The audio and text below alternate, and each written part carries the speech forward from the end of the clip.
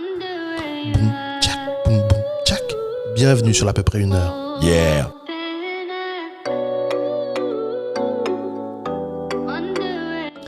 Bonjour la France d'en face, bonjour le monde qui nous écoute. On se retrouve pour un nouvel épisode de l'à peu près une heure, le podcast où je parle avec un invité pendant à peu près une heure. Moi, je suis Cyril, je suis journaliste. Aujourd'hui, j'ai envie de vous raconter une histoire digne d'un film ou d'une série Netflix. Si je ne me retenais pas, je pense que j'en ferai un livre, mais peut-être que je vais peut-être pas me retenir. Avec lui, on plonge dans une histoire française, même très française. La France, ce pays où on te dit que tu peux réussir, sauf qu'on oublie une condition, c'est que ça dépend souvent de ton taux de mélanine. Aujourd'hui, pendant à peu près une heure, on va discuter avec notre invité. Et aujourd'hui, notre invité, il s'appelle Karl. Salut Karl. Salut, je suis très honoré de l'invitation, merci beaucoup. Et je suis là pour tout dire et tout raconter, quoi. Parfait, merci à toi d'être venu. Exceptionnellement, l'émission s'appelle à peu près une heure, mais désolé, ça durera un peu moins d'une heure car voilà, vous ne me connaissez pas encore, mais je suis souvent en retard et aujourd'hui j'étais en retard. Donc Karl, on va essayer de tout faire pour raconter ton histoire dans le temps qui nous est imparti. En fait, moi j'ai découvert ton histoire sur Facebook par hasard il y a maintenant, c'était en début 2019, qui racontait une histoire digne, comme je dis, d'un film en fait, avec des ingrédients qui étaient les ingrédients des films des années 90 avec Jean-Claude Van Damme, c'est-à-dire prison, évasion, boxe taille. Donc c'est un peu ça ton histoire.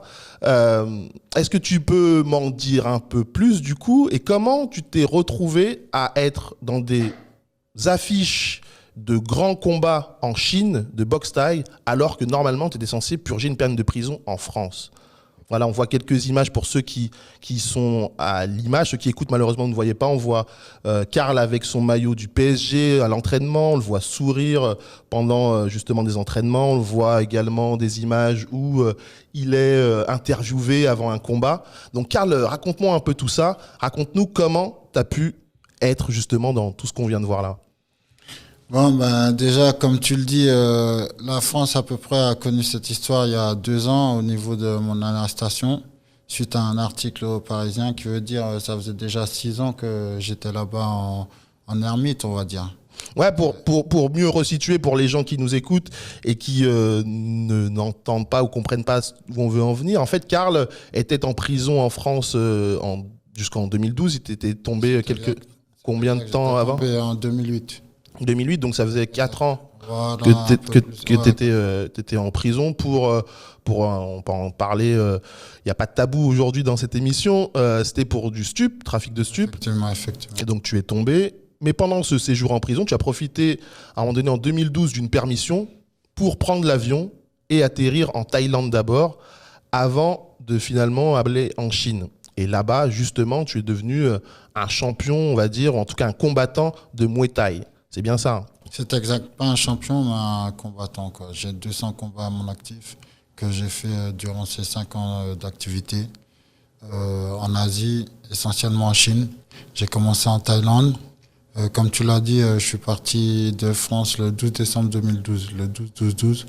Et je suis parti là-bas, je connaissais rien du tout, j'ai jamais boxé. Je suis parti avec mes béquilles. Et avec beaucoup de rage, c'était juste tout ce que j'avais en fait. C'était la rage et l'envie de rattraper le temps. Pourquoi cette rage et pourquoi cette envie de rattraper le temps ? Quel temps tu voulais rattraper ? Le temps perdu, j'estime injustement en France, et cette rage justement pour les bâtons dans les roues qu'on nous met quand on est un noir en France. Peu importe la localité, vu que je suis hors banlieue, donc j'ai grandi dans le 60. Il n'y avait pas de banlieue ou ceci, cela, comme disent les racistes. C'était seul contre tous, donc c'est cette rage-là qui m'a emmené jusqu'en Chine. On va revenir juste après pour bien raconter l'histoire de Karl. On va vous raconter aussi comment son enfance et comment ça s'est passé, parce que comme il l'a dit, il vient du 60, d'un petit village dans l'Oise, Ully-Saint-Georges, c'est bien exact, ça ? Exact. Mais avant ça, moi, ce qui m'intéresse de comprendre, c'est comment tu te dis, comment tu fais pour payer ton billet pour aller en Thaïlande ? Pourquoi tu te dis tu vas en Thaïlande ? Pourquoi aussi la boxe en fait ? Est-ce que c'était ce projet-là de devenir un boxeur là-bas qui t'a fait partir, ou c'était justement cette envie de, comme tu dis, rattraper du temps, mais surtout être loin de France ? Non, rien de tout ça. En fait, déjà, l'envie de partir s'est faite au niveau d'une peine injuste interne que j'ai prise de 2 ans. Et là, je voulais pas les faire. Une peine de 2 ans interne, alors que la prison m'avait même pas mis demi-teinte, en fait. Il m'avait dit que j'avais raison sur le fond et pas sur la forme. J'ai pris 2 ans, j'ai fait appel avec le meilleur avocat de ce bâton-là à Amiens. Ils m'ont confirmé les 2 ans et là, j'ai dit, je vais pas les faire. Du coup, j'ai mis un plan à la Scofield dans Prison Break. J'ai dit, faut que je m'en vais. Mais j'avais pas le dossier pour qu'il me laisse partir. Du coup, il a fallu que je passe des diplômes. Et ensuite, une fois que j'avais atteint tous les diplômes de cette prison, être transféré dans une autre prison où il y avait boxe et des permissions sportives. Et j'ai suivi mon plan et j'ai obtenu le diplôme, j'ai été transféré. Et une fois arrivé dans la prison, il y avait boxe, je me suis mis un peu dans la boxe. Pourquoi la boxe? C'est parce qu'il fallait canaliser. Ouais. Du coup, c'était le meilleur sport. Et j'ai toujours été bagarreur, puisque quand on grandit seul contre tous, on est obligé d'être bagarreur. Du coup, là, c'était un peu plus dans mes cordes, on va dire. Ok. Et donc, du coup, là, comme tu viens de l'expliquer, tu as préparé ça longtemps en amont. Ça s'est pas fait du jour au lendemain. Tu as mis quoi, 1 an, 2 ans pour préparer ton... On va dire... en fait, pour être sûr, il faudrait que je sache c'est quand j'ai pris les 2 ans. D'accord. Ça, on va dire 1 an et demi, 2 ans après mon incarcération, on va dire. D'accord. Donc, ça a commencé en 2010. En 2010, tout est parti aussi. J'ai regardé un film sur le Muay Thai. En fait, 2 films. Il y avait Chokdi, Ok. avec c'est une histoire française un peu. Et puis il y avait un autre film où il y avait 2 techniques à la fin. Et puis j'étais avec un co-détenu à l'époque, petit homme, il est décédé. C'était un bon. C'est avec lui j'ai commencé un peu le Muay Thai pour voir si je pouvais faire et tout, les techniques. Il faut rappeler que ça faisait 2 ans. Ouais, c'est exactement ça, 2010. 2 ans que j'avais pas marché. J'étais en béquille et tout. Du coup, ça a commencé là avec lui en promenade. Ok. Ça. Donc, en fait, ce qui est amusant ou en tout cas ouf dans ton histoire, c'est qu'en fait, au moment où tu rentres en prison en 2008, tu n'as jamais fait de boxe. Exact. C'est finalement en regardant un film, 2 films, où tu te dis, ah, finalement, ça peut être intéressant pour moi. Tu t'y mets, parce que tu avais besoin de canaliser, comme tu expliquais, cette espèce de rage que tu avais en toi. Et au final, pendant que tu fais de la boxe, tu réfléchis à comment je vais faire pour finalement peut-être en faire ailleurs. Et donc, du coup, tu réfléchis à cette évasion quasiment 1 an et demi avant de partir. Donc, c'est vraiment un plan réfléchi. C'est-à-dire que tu as dû passer des diplômes. Comme tu avais eu tous les diplômes dans cette prison, tu as dû changer. On devait te changer de prison et tu savais que dans cette autre prison, ça aurait été peut-être plus facile d'avoir des permissions et donc de mettre ton plan à exécution. Exact. Donc, ouais, non, moi, je trouve ça fou. Et donc, du coup, tu arrives et tu atterris en Thaïlande. Je suis parti, j'ai atterri en Thaïlande. Je savais pas parler ni anglais, ni thaïlandais, ni rien du tout. Et puis, j'arrive surtout sans argent parce que maintenant, il me restait 400 € après avoir payé le billet. Ah oui, d'accord. Donc j'avais 2000 €, une collecte que j'ai fait avec mes frères et tout ça. Et puis je suis parti, j'ai pris le billet à 1006, il me restait 400 € quand je suis arrivé à l'aéroport. Et comment tu fais justement ça? T'arrives en Thaïlande, tu parles ni anglais ni thaïlandais. Je sais pas si c'est la langue qu'on parle en Thaïlande, si c'est le thaïlandais. En tout cas, tu parles pas aucune de ces 2 langues-là. Et comment tu fais pour te faire comprendre? Exact. Et aussi, il faut signaler que j'avais jamais été à l'étranger ou avoir besoin d'un visa ou ceci, cela. Et mon billet était plus un mois et demi. Qui veut dire fallait que j'ai un visa. Et je connaissais pas ces trucs-là. Du coup, dès que j'arrive à l'aéroport en Thaïlande, c'est déjà un peu l'échec parce qu'ils veulent pas me laisser rentrer. D'accord. Et là, ils me disent même que je vais repartir pour la France ce soir. Et là, si je rentre en France, c'était le fin de la cavale dans l'œuf, en fait. Ouais, bah oui. Juste pour un voyage. Du coup, là, il fallait déterminer. J'ai fait tout ce qu'il fallait. Je sortais mes abdos. J'ai regardé comme dans Chokdi. Il disait I want fight, I want fight. Je disais ça. Tous les passagers me regardaient bizarre, mais ils ne savaient pas. T'avais juste la phrase que t'avais appris dans ce film-là, que t'as répété en boucle, en montrant En montrant mes abdos. Stay outside the camp anymore. Why? I want to fight. I want to fight. I want boxing. I want to fight. J'ai de la chance, je suis passé. Elle m'a laissé passer la chef de l'immigration là. Ok. Et donc du coup, ensuite, tu te retrouves en Thaïlande. Tu restes combien de temps? Est-ce que justement, tu arrives à à trouver des gens, vu que tu parles pas la langue, pour t'entraîner, pour comment ça se passe pour toi? Exact, hein, les premiers contacts que j'ai eus, c'est cette phrase-là, I want fight, au taxi, qui m'emmenait dans les gyms et tout. Les J'ai gyms, donc les camps d'entraînement? Voilà. J'ai cherché à peu près. Et puis, c'est le destin qui m'a ramené dans le gym final où je suis resté, où ils m'ont pris sans argent. Vraiment, le jour où ils m'ont pris, parce qu'avant d'aller dans le gym-là, j'étais dans un autre camp qui m'a fait habiter dans ce gym-là, justement. Ok. C'est le contact qui m'a fait habiter là. Du coup, après l'entraînement, je passais tous les jours devant ce gym. Et le dernier jour où j'avais dans l'autre gym là, où j'avais plus d'argent, il me restait 20 bahts, c'est l'équivalent de 50 centimes. Le boss, il m'a appelé. Et puis après, ça a été un peu du poker. Tu peux pas lui dire tout de suite, t'as pas d'argent, ceci, cela. Donc, comme il voyait que je revenais de ce gym-là, j'ai fait un peu jouer les enchères. Et puis, il m'a mis au test, à l'épreuve, dès le lendemain, quoi. D'accord, oui, effectivement, ton arrivée en Thaïlande est plutôt épique. Et juste une parenthèse, parce que depuis tout à l'heure on parle, mais en fait on n'est pas que deux autour de la table. Pour ceux qui ont l'image, peut-être que vous l'avez déjà vu à l'image, pour ceux qui ont que le son, donc vous ne le savez pas, on est trois autour de la table, parce qu'aujourd'hui je suis accompagné de my man Faisal, qui dessine et qui va dessiner justement un peu ce qui se passe dans notre discussion, et on verra à la fin de cette émission et de cet épisode ce que notre discussion lui a inspiré.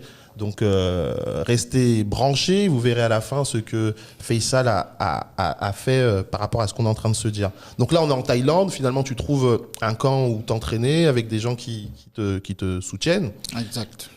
Et au bout de combien de temps tu fais ton premier combat en Thaïlande? Et est-ce que jusqu'où, là-bas, quand tu arrives, tu te rends compte de ton niveau? Est-ce que tu es au niveau des gens qui sont sur place, ou tu sais que tu dois encore beaucoup travailler? Non, en fait, dès que je suis arrivé, en fait, on a fait le deal. Il m'a dit, OK, tu peux rester. Je vais te faire une carrière, mais reste dans mon gym. Et il a dit, tu fais les combats et on coupe sur ton salaire pour payer les entraîneurs, tout ça. J'ai dit, OK, déjà, c'est ce que je voulais faire à la base. Donc, D'accord. il me propose exactement ce que je veux. Et du coup, il ne peut pas miser non plus sur quelqu'un qui ne va pas au combat ou qui recule ou ceci. Donc, les premiers combats sont arrivés vite. J'ai la photo du premier combat, il me semble que c'était en février. Février, il me fait combattre dans le sud de la Thaïlande contre un mec qui était déjà assez bien. Il a déjà fait les stades et tout, le Raja, tout ça. C'était un test pour voir est-ce qu'on mise sur lui qui n'a pas d'argent ou on ne mise pas. Et bon, j'ai l'habitude de me battre. J'ai bien fait les 3 premiers rounds, mais après c'est la boxe, c'est différent. C'est là que j'ai vu, c'est pas comme on pense dans sa tête. Ouais. C'est vraiment chaud, du coup c'est stratégique, c'est comme les échecs. Lui il a réservé, il a gagné sur le 3 à 5e. Mais ce qui a fait la différence ce soir-là, c'est que les entraîneurs regardaient et ils appelaient direct le manager, en direct. Et il leur a dit, ouais, je recule pas, je lâche rien. Et c'est ça qui a fait la différence. Et puis le lendemain, quand on est remonté, je me suis entraîné direct. Il ne voulait pas que je m'entraîne, il voulait que je prenne 3 jours de repos. J'avais la niaque. Je me suis entraîné et puis de là, c'est parti. Il m'a fait ma carrière. Ok. Et quel mental, justement, il faut avoir quand on est boxeur pour autant être compétitif pendant les combats? On peut voir même des images de toi sur le ring. Et aussi pendant les entraînements, et surtout que tu arrives dans un pays où tu parles pas la langue, où les gens sont... C'est le sport national. Et quel mental, comment tu as puisé ta force pour réussir à t'imposer là-bas? Moi, je pense que chaque boxeur a sa motivation personnelle. Il y en a, c'est suite à des décès, il y en a, c'est différents trucs. Moi, c'est vraiment le racisme qu'on vit en France et surtout avec ce pays colonial. Du coup, qu'est-ce qui me donnait la force? Je pensais des fois à Sarkozy. Ouais. Il me disait la France, tu l'aimes ou tu la quittes. Je lui disais, je l'ai quitté, vous me laissez pas tranquille malgré que je l'ai quitté. Donnez-moi un passeport, c'est bon, je reviens plus. Je pensais à la juge pour enfants, je pensais à tous les conseillers d'orientation, tout ça. C'est ça qui fait que personne m'a mis KO en fait. J'ai fait tous mes combats, personne m'a mis KO. Genre, j'ai perdu 8 fois TKO. C'est-à-dire après le compte, mais j'étais debout, quoi. D'accord. Sur tes plus de 200 combats, tu n'as perdu que 8 fois. Pile, c'est pas plus. Non, tu as fait 200 pile et 8 défaites. 8, non, pas 8. Ah, 8 défaites TKO, ouais. Ok. Comptage de l'arbitre. Exact. D'accord. D'ailleurs, on voit le dernier combat dans les photos que tu as mis là. Ouais. C'est un combat justement que j'ai pas pu faire. À cause de ça, là. J'étais en cavale, même en Chine, à partir de ce combat. D'accord. Donc, c'était la veille du combat, j'ai dû m'enfuir et partir, et puis hop, là, ma carrière, elle s'est finie. 1 an avant qu'on me pète. D'accord. Ok, donc effectivement, là, on est déjà en Chine. On est déjà en Chine. Donc la Thaïlande, finalement, tu y restes combien de 10 temps? mois à peu près. 10 mois. Je fais 22 combats en Thaïlande. Et pourquoi tu pars en Chine au final? Pourquoi tu restes pas en Thaïlande? Je commence en Thaïlande. Mon 3e combat, c'était contre. Non, mon 5e combat, c'était contre un WBC dans un prison fight. Cyril Moncol, je me rappelle. Ouais. Ça a fait du bruit un peu. Il m'a pas mis KO. Ensuite, j'ai fait un Lumpini. Ok. Ça aussi, ça a fait du bruit. Ensuite, j'ai fait un combat où il y avait de la boxe, là, mais ça passait à la télé. Ah, c'est pas. Il y avait 3 combats de Muay Thai et ensuite, c'était des championnats et tout, de WBC. Et dans ça, j'ai bien fait. Je sais pas ce qui m'arrivait. Des fois, c'était dans des temples et tout. Et j'ai gagné beaucoup par KO dans ça. J'ai dû faire 5-6 combats par organisation et j'ai perdu qu'une fois, au point. D'accord. Du coup, ça aussi, ça m'a fait monter beaucoup. Et ensuite, on m'a appelé en Chine. On m'a placé sur les combats en Chine. Et puis, mon premier gars en Chine, c'était le numéro 1 à 80 kilos, Fang Bieng. Et D'accord. puis, il gagnait que par KO à l'époque. Du coup, je suis rentré par la grande porte, on va dire. D'accord. Mais moi, pendant toute cette période en Thaïlande, avant d'arriver en Chine, est-ce que dans ta tête, étant donné que tu es quand même en cavale, hein, tu n'es pas censé être là, en vérité, comment ça se passe? Est-ce que tu surveilles les gens autour de toi? Tu es suspicieux? Tu te demandes, est-ce qu'à tel, on va peut-être m'arrêter? Enfin, comment on est quand on est en cavale à l'étranger? Ouais, les premiers jours, j'étais en mode sauvage, on va dire, parce que j'entendais encore le bruit des clés et tout ça. Quand tu fais beaucoup de prison, ça reste un peu. D'accord. Alors, je savais comment bouger. Je bougeais peut-être même trop suspicieux.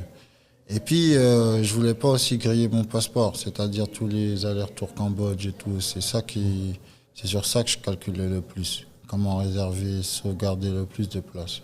D'accord. Après, de là, je suis passé à un visa étudiant, tout ça.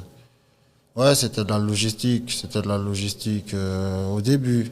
Après, dès que j'étais en Chine, je connaissais les lois. D'accord. Je savais que c'était bon. Donc là, en Chine, c'est vraiment là où tu passes le plus de temps. Tu es resté plus de 5 ans en Chine. Ouais. Voilà, qu'est-ce que tu penses? Qu'est-ce que tu as pensé de ce pays quand on arrive comme toi? Bon, tu étais déjà en Asie, vu que tu étais en Thaïlande. Mais la Chine, qu'est-ce que ça t'a fait de vivre en Chine, en fait? La Chine, c'est un peu comme une promotion. Déjà, au niveau des combats, déjà, c'est plus facile parce que c'est plus du Muay Thai. Muay Thai, c'est le plus dur avec les synchrones, coups de coude, tout. Et les mecs, ils ont 4 poumons, ils sont chauds. En Chine, c'est du kickboxing. Donc, pour un mec qui a fait du Muay Thai, c'est comme l'entraînement, c'est du sparring, on va dire. Il n'y a pas de coup de coude, c'est de spi. Et plus, tu as encore plus d'argent. Du coup, c'est le but en vrai, la Chine, quand tu es en Thaïlande et tout. D'accord. Du coup, je suis arrivé, j'étais bien, je voyais ça bien. Surtout la Chine, c'est pas comme les gens ils disent. Hein. Je suis arrivé, j'ai découvert un peuple chaleureux. Je suis resté 5 ans, j'ai un papier de loyer, j'ai vécu dans au moins 20 villes différentes. J'étais dans des endroits où ils n'avaient jamais vu d'étrangers, ils n'avaient rien, ils donnent tout. La Chine, c'est grand, c'est la technologie, et puis c'est la discipline. Ouais. Ça, j'ai bien aimé aussi.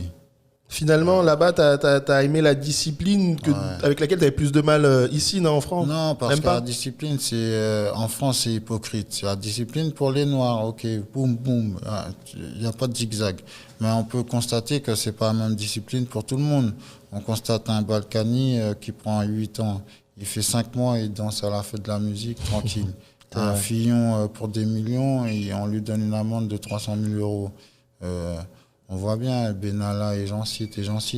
C'est ça que j'aime pas. Si Fillon, Balkany, ils purgeaient leur peine, ils feraient dans ma cellule. Moi-même, le premier, je chante la Marseillaise. Moi, je suis obligé de respecter ce pays. Je dis, ouais, là, ok. Ben là, c'est pas le cas. Et donc, par contre, en Chine, tu as été mieux accueilli, finalement, plus respecté qu'en France, aussi bien parce que tu étais un combattant, mais aussi, parce qu'il faut le savoir, tu as donné des cours en Chine. C'est-à-dire qu'en Chine, tu donnais des cours de Muay Thai à des enfants dans un collège ou lycée, c'est ça? Vous parlez de l'époque du collège. En fin de carrière, j'ai été prof dans un collège à Shenzhen. Ça aussi, pour moi, c'est encore plus une fierté que la carrière de boxe. Pourquoi? Parce que c'est l'expérience pédagogique.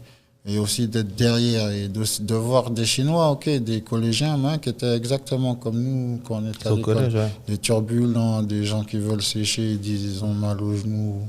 Ouais, c'était très intéressant de s'intéresser à ceux qui décrochaient le plus, des surpoids, des trucs, et qu'à la fin, obtenir des résultats, c'était bien. J'ai bien aimé. T'as bien aimé cette, Ouais. cette période en Chine. Et comment, du coup, tu vivais? Enfin, c'était les cours, enfin, ça, c'était en fin de carrière, mais c'était les combats, sinon, qui te permettaient de vivre en Ouais, Chine? comme on dit, pas de combat, pas d'argent. Bon, je suis tombé, j'avais pas de papier, je suis tombé sur un Américain véreux qui en a profité, qui me coupait 70%. Ah Du oui. coup, et je vivais à Shanghai à l'époque, donc ça coûte aussi cher que Paris. Alors, c'était beaucoup de combats. Des fois, je faisais 3 combats dans la semaine, mercredi, vendredi, dimanche. Des gros shows, comme il disait, des gros shows. Wuling Fong, je suis rentré par ça. C'est ça qui m'a ouvert les portes. C'est que je suis rentré dans les gros shows télévisés et tout. Ouais, ça fait quoi finalement de se retrouver dans des gros shows comme ça, où on passe à la télé, on est interviewé, il y a des grandes affiches de soi en ville, alors que quelques années auparavant, tu étais effectivement en prison en France et que là-bas, tout d'un coup, tu t'es une vedette, c'est peut-être un mot fort, mais tu étais reconnu et apprécié dans ton domaine d'activité. Oui, exactement. Et ben, c'est là que je dis, ben, la France, ils m'ont menti. J'ai envie de dire comme Richard Virenque quand on regardait les Guignols là. Ouais. On m'aurait menti. Je me suis dit, On m'aurait menti. on m'aurait menti. Ils me disent que je suis bon qu'à aller en prison, que ceci, cela. J'entends la conseillère d'orientation, une bête assoiffée de sang, ceci. Et là, je donnais des cours avec des enfants. Les parents m'appréciaient et même des gens, je suis rentré en Chine incognito un peu au début. Même quand j'étais incognito, pas de problème. J'ai vraiment eu aucun problème et c'est exactement, j'étais le même qu'en France. Mais quand en France, tu es trop poli, ils prennent ça pour une faiblesse. Ouais, bah, on va C'est ça, pas. le truc.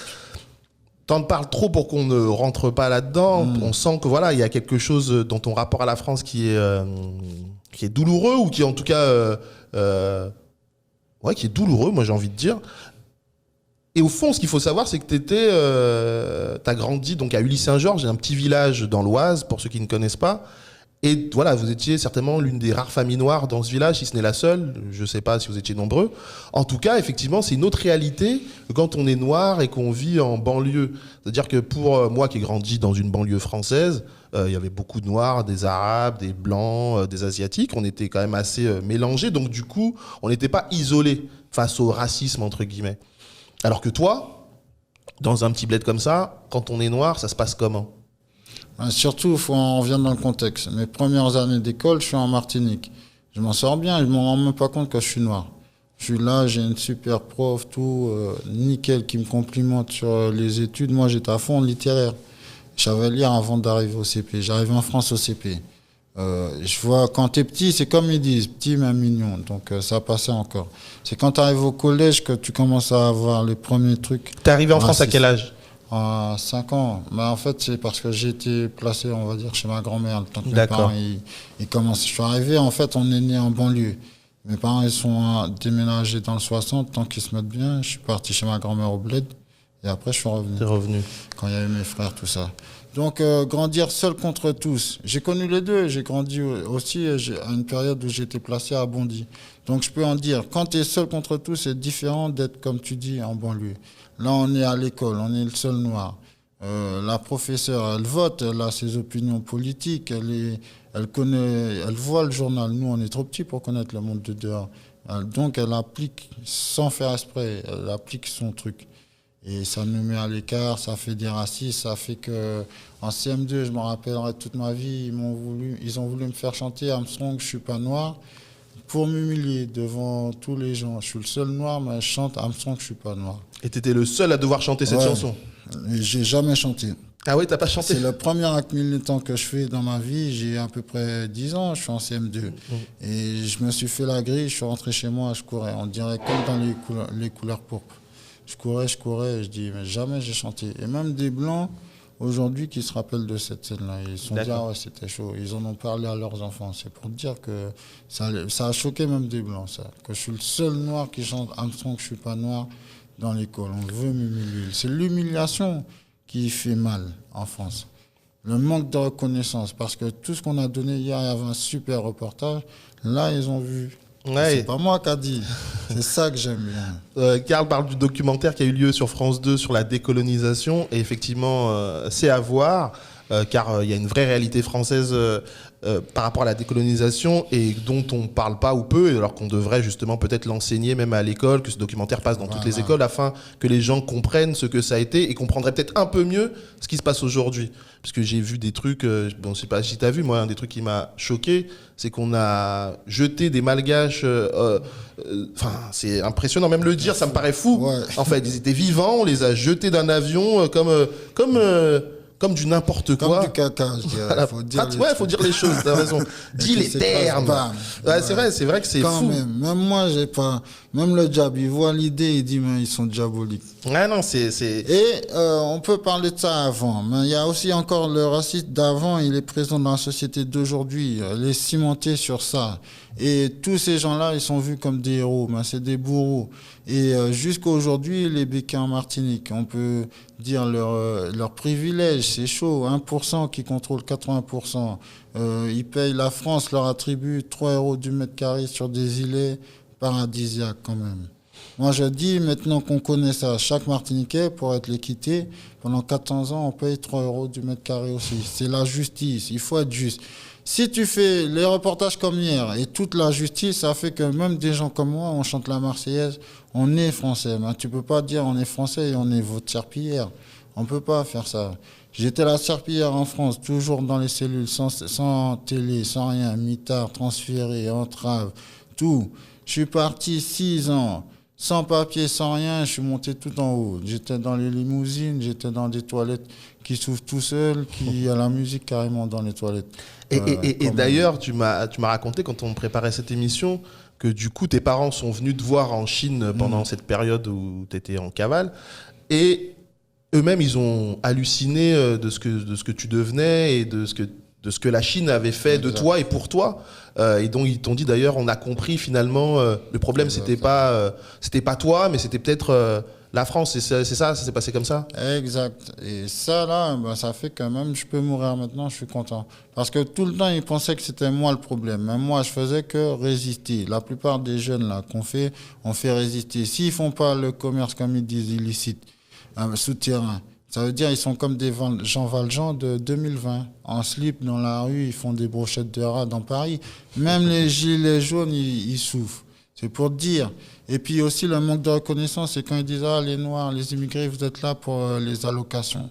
Déjà là, avec l'exploitation de l'Afrique, c'est chaud d'assurer les retraites. Mais vos allocations sans l'Afrique, il n'y a même pas d'allocation non plus. Vous êtes gilet rouge écarlate. Ben ouais, quand même, c'est ça. Il faut remettre les dés à zéro. Moi, je suis humaniste. Comme on dit, j'ai pas la haine, hier, ils l'ont dit dans le reportage, contre les Français. Il y a un Vietnamien qui dit ça. Il n'a pas la haine contre les Français. Il a la haine contre l'État français impérialiste. C'est ça. Mettez la justice avec les béquets qui n'ont jamais travaillé depuis 400 ans. Mettez la justice sur tout et on repart à zéro. On fait même, quitte à ce que le peuple il vote une nouvelle république, 6e république, on part tous ensemble. Justement, tu parlais de ça, t'as pas la haine contre la France, mais peut-être contre l'État impérialiste. Il est intéressant aussi de rappeler que dans ton histoire, en fait, il y a eu cette humiliation en CM2, mais il y a aussi eu à 16 ans un contrôle de police où on t'a arrêté pour quelque chose que tu n'avais pas commis et le flic il t'a menacé avec une arme en te disant quoi? Il m'a dit exactement mot pour mot. Il m'a menacé avec son flingue. Il a dit, tu sais qu'est-ce qu'on devrait leur faire en noir comme toi? C'est ta première garde à vue. Alors j'ai dit non. Il me dit, on devrait leur coller une balle dans la tête. Tu sais pourquoi? Parce que si on fait ça, c'est plus économe que de vous payer la gamelle toute votre vie en prison. Et c'est là que j'ai vu racisme. Première fois, là, il m'a mis la rage contre les policiers. Et 7 ans après, on me dit je suis innocent pour ça. Même pas on me dit je suis innocent. La France, ils vont jamais reconnaître l'innocence. Ils disent tu es relaxé. On peut pas prouver que c'était toi. On te met une relaxe. Toute ma vie, j'ai pensé que j'étais innocenté. Mais on m'a dit après sur les termes, c'est pas innocenté. Être étranger à Paris, une vie, une aventure contre un flic raciste et ça devient vite une mésaventure. Des histoires de bavures, d'abus abondent les rues et même lorsqu'ils nous tuent, ils ont les flics qui sont détenus. français, tu ne deviens pas avec ta carte de résident. Y'a qu'à se rappeler des propos de leur actuel président. Je suis pas un rêveur, je sais que certains me... Et en fait, est-ce que ça a été quelque chose qui a été déterminant dans ton rapport, enfin avec tout ce que tu avais vécu avant, comme tu disais, c'est ce sentiment d'être seul contre tout, cette humiliation en CM2, ce policier, j'allais dire flic, on peut dire flic, qui te pointe avec une arme. Tout ça a créé chez toi une rage qui fait que tu t'es retrouvé dans des situations de délinquance. Petite délinquance au départ, c'est ça. Et après, on a basculé dans les stupes, et ce qui a créé une arrestation qui t'a emmené après ensuite en Thaïlande. Et aujourd'hui, qu'est-ce que tu retiens de ton histoire là, aujourd'hui que tu es sorti de tout ça et que voilà, t'as d'autres ambitions aujourd'hui, qu'est-ce que tu retiens de tout ça en fait? Je retiens qu'on ne peut pas naître à l'envers, c'est-à-dire avec la sagesse d'un gars de 99 ans. À l'époque, je n'avais pas les mots MOTS pour mettre sur les mots MAUX.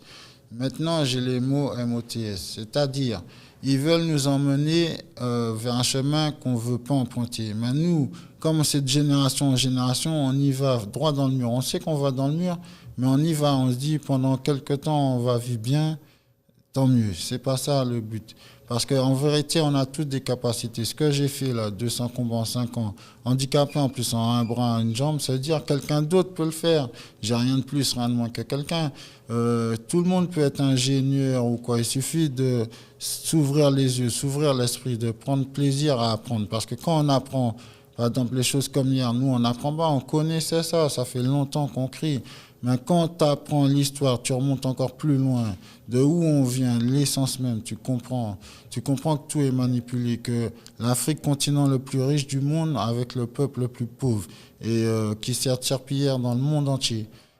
Et que c'est les pays qui ont le moins qui sont les puissances mondiales. Et ils pompent, il n'y a pas de justice. Mais si tu connais pas le truc, tu te sens inférieur. Voilà, faut jamais se sentir inférieur.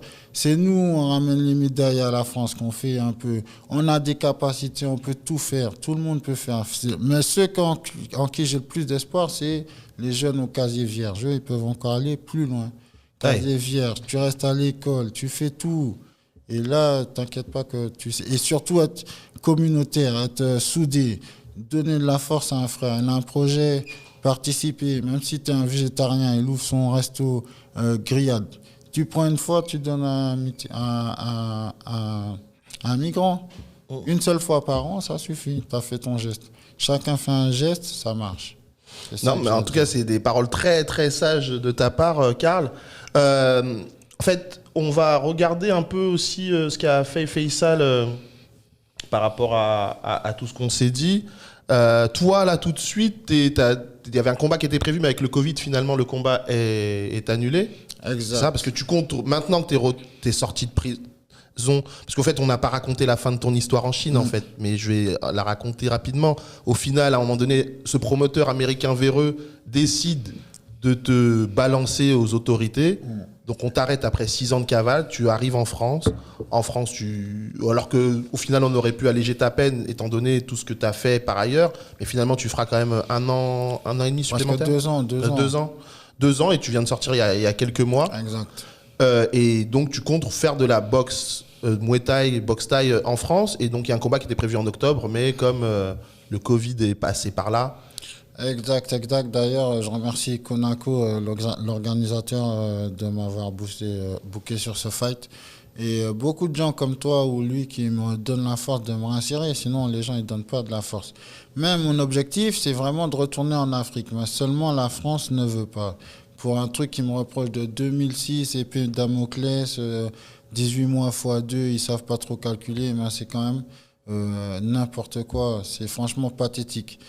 Donc j'attends juste de régler ça et de m'en aller vers l'Afrique. C'est là-bas qu'il faut vraiment miser, surtout pour notre sport. Parce que comme tu sais, en ce moment-là, le champion UFC, c'est Adesanya, avec qui un mec avec qui je faisais des nuits blanches en Chine après chaque combat. Ouais, il a commencé... Le Nigérian, là? Oui, il a commencé Wuling Fang. On était toujours dans les shows ensemble, WLF. Et quand je l'ai connu, il était 46 combats invaincus. Et dans sa chambre, il y avait 46 coupes. Et quand il est parti, il a tout laissé. C'est un gars comme ça. D'accord. Donc je pense que l'Afrique, c'est un terrain. Tu as un mec en France, MMA Factory, qui a fait Ares Fighting, la MMA en Afrique aussi. Ça, c'est du lourd. Je pense qu'on arrive, il faut miser, il faut du matériel et il faut donner de l'espoir aussi. On est le continent le plus jeune du monde. Il y a trop de possibilités en Afrique. C'est là que je veux aller et finir tranquillement. Au moins, je serai rentré à la maison. Ok, en tout cas, merci beaucoup, Karl. On va terminer rapidement avec le dessin de Faisal, nous montrer où il en est, ce qu'il a fait. Malheureusement, comme j'ai dit, j'étais un peu en retard, donc l'émission est un peu plus courte que d'habitude.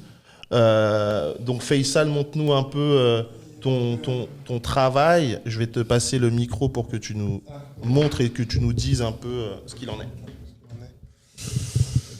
Hello, donc bonsoir. Donc là, avec toute votre histoire, je suis parti tout simplement sur une espèce d'affiche, une affiche de film qui est pas finie là, donc hop, on voit pas très bien. Hop, désolé. Je sais pas ce que je peux. La caméra est là, celle-là. Yep, là, on voit pas très bien voir là, mais enfin bref. L'idée c'est de partir sur une affiche de film là, bon, c'est en cours où le personnage central c'est Karl et tout autour j'étais en train de rajouter des petites anecdotes de tout ce qui s'est passé, de tout ce qui s'est passé, de l'évasion en France, en passant par les cours en Chine et le Muay Thai en Thaïlande, c'est ça ? Exact. Voilà. Et voilà, donc je peux te montrer un peu. Désolé, on est un peu encore au brouillon. C'est pas mal.